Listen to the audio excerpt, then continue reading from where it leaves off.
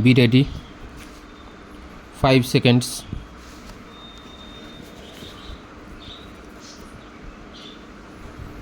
Start.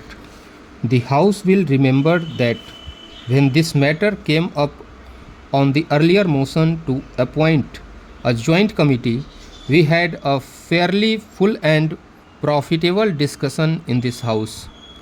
As a result, the House agreed to send this bill to a joint committee. The other House went a step further and unanimously agreed to send it to the joint committee.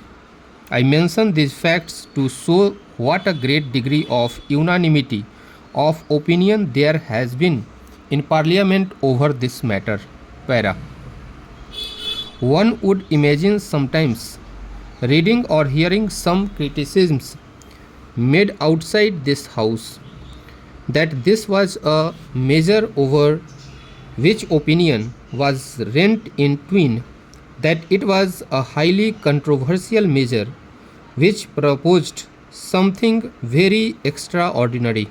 Yet, when we comes to see what has actually happened in this House or the other House, one finds that the persons who are most intimately connected with this matter, in the sense that they are considering it directly, members of the two houses who have listened to arguments for and against, have come to one bold conclusion in favor of this amendment of the Constitution. This should be remembered because an attempt is made outside Parliament, of course, to create a contrary impression. Para. I am not saying anything secret when I say that the proceedings of the joint committee were remarkable for their cooperative approach to this problem. It was an understanding approach, that a near unanimous approach. In fact, the bill as it has emerged from the joint committee might almost be considered to represent the views of almost every member of the joint committee, which consisted of people of various parties and various views. Para. After the report of the joint committee was prepared and passed in this cooperative manner by almost every member of the joint committee, some minutes of dissent have been received.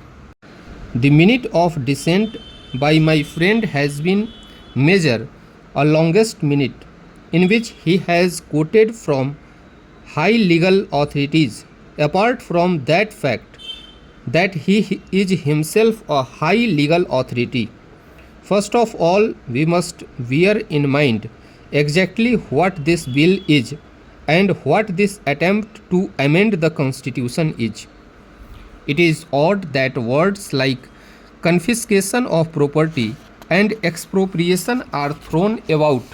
What the Constitution says is that there will be no such thing except by law and except on payment of compensation thereof. Stop.